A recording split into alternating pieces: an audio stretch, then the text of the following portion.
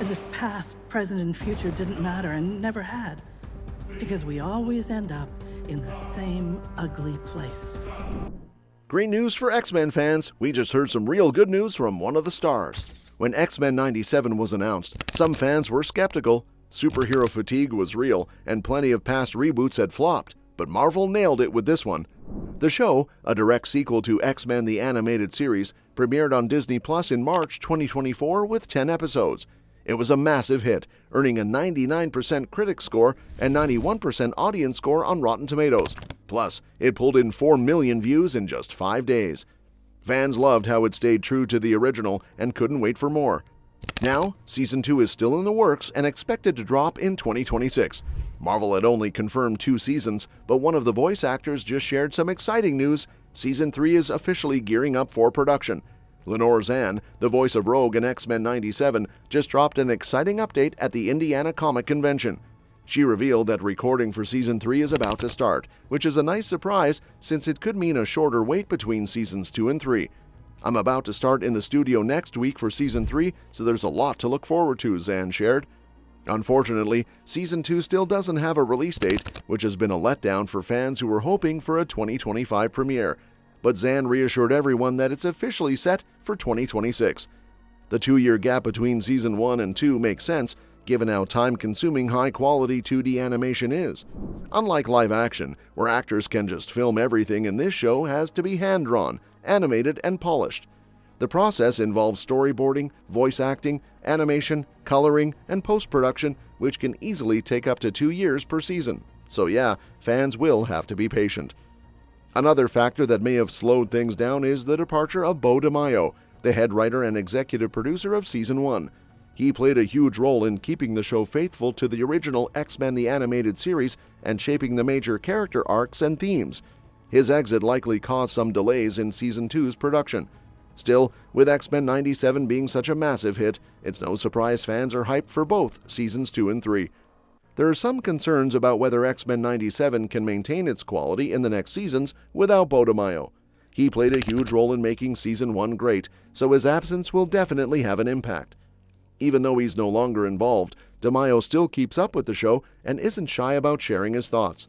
He recently called out changes made to Episode 4, saying it was supposed to stay true to the life-death storyline from the comics. According to him, the episode was taken from his creative team and reworked by a what-if editor, which made it feel off to him. It'll be interesting to see what he thinks when Season 2 finally airs. Most of Season 1 focused on really breaking down Professor X's team. In the original X-Men the Animated Series, the heroes won most of the time, but this sequel made it clear that even bigger threats were waiting for them. The season's events led to the devastating Genosha Massacre, and in the finale, the United Nations even tried to wipe out the X-Men on Asteroid M. But despite everything, there's still hope. Different timelines and parts of the world have set the stage for the X-Men to make a comeback. One thing I really want to see in X-Men 97 Season 2 is a fully feral Wolverine. Season 1's finale left Logan lost in time after Asteroid M was destroyed, and with Magneto ripping the adamantium from his body, a Fatal Attractions nod, he was barely hanging on. This sets up Season 2 to explore his healing process, the return of his bone claws, and a deeper look into his mutant biology. If they stick to the comics, his regeneration could push him into a more primal, animalistic state. That could open the door for villains like Apocalypse, Weapon X, or Stryker's Purifiers to capture and use him as a weapon, just like in the source material. This would give fans a chance to see Wolverine at his most terrifying and unhinged. It would also be a great opportunity for Morph to step up, trying to bring Logan back from the brink. The storyline could mix intense action with emotional depth, maybe even leading Wolverine to realize Morph, not Jean, might be his true soulmate. Also, Season 2 needs to unleash Onslaught. In the comics, Xavier once tried to shut down Magneto's mind with his psychic powers, but instead, the darkest parts of their consciousness fused, creating the powerful psionic entity Onslaught. The finale of X-Men 97 set this up perfectly. Xavier entered Magneto's mind to stop him from destroying Earth, convincing him to atone. Now, with both of them trapped in the past alongside En-Sabah-Nur, Onslaught could be just around the corner. Onslaught has done some terrifying things in the comics, like weaponizing Sentinels and building an army to dominate both humans and mutants.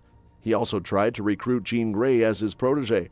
Since Jean is in Egypt and might still have traces of the Phoenix Force in her, Onslaught could either try to manipulate her or steal that power for himself. This would be a wild, intense arc, forcing Xavier and Magneto to confront their worst selves, literally. It could push them both to their limits, while giving fans one of the most epic villain storylines in X-Men history. We also need Season 2 to have more non-mutant allies. The Season 1 finale gave us a taste of this, with Captain America and King T'Chaka pleading with the UN to stop the asteroid strike. But instead of just quick cameos, Season 2 should really lean into these connections. The original X-Men the Animated Series did it well, so X-Men 97 should follow suit by showing more teamwork and camaraderie across the Marvel Universe. Rogue already had run-ins with Thunderbolt Ross and Cap, so why not expand on that? Imagine Iron Man using his tech to help rebuild Genosha, or Reed Richards working with Forge and Cable on time travel solutions. With the X-Men scattered across time, alternate versions of T'Challa, the Inhumans, or even Alpha Flight could step in to assist. Even some unexpected alliances could form. Daredevil and Spider-Man are always down to help, and Doctor Doom, despite his ego, has shown sympathy for mutants before. With a shady group led by Baron Zemo out to wipe them out, the X-Men are going to need all the help they can get. Another thing I think Season 2 needs is to give Emma Frost a bigger role. So far, Emma hasn't had much to do, aside from saving herself in diamond form during the Genosha attack.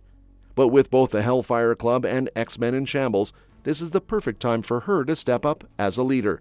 She could rebuild a new team, bringing in the Stepford Cuckoos and younger mutants like Dust.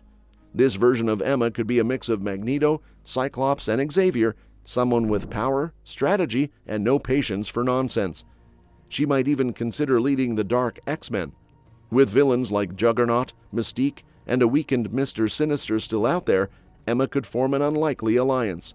With no one left to rein her in, we could see a more ruthless side of her, similar to her Dark Reign era, where she was all about power and doing whatever it took to protect mutants. Lastly, X-Men 97 Season 2 needs to focus on young Rachel Summers. Season 1 teased her past, showing her as Bastion's hound and later as Mother Ascani raising Cable in the future. But the show needs to explore her origins more. Well, that's it for today. What are you most excited to see in X-Men 97 Season 2? Do you think it can maintain its quality without Beau DeMaio?